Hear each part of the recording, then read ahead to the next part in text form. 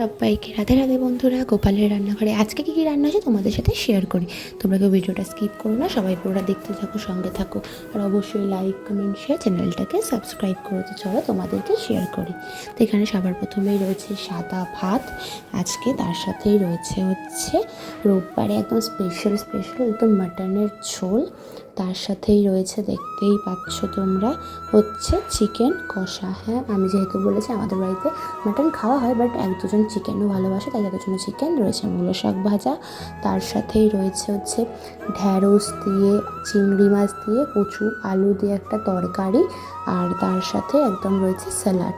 তো আজকে আমাদের একদম জমজমাট একটা রান্না হয়েছিল, পুরো পরিপাটি করে। তো তোমরা সবাই সাথে থাকো, পাশে থাকো, আর অবশ্যই আমাদের চ্যানেলটাকে সাবস্ক্রাইব করো। তোমরা অনেকেই দেখো কিন্তু সাবস্ক্রাইব করতে চাও না, তো সাবস্ক্রাইব করে দিয়ে আজকের মতো রাধে রাধে।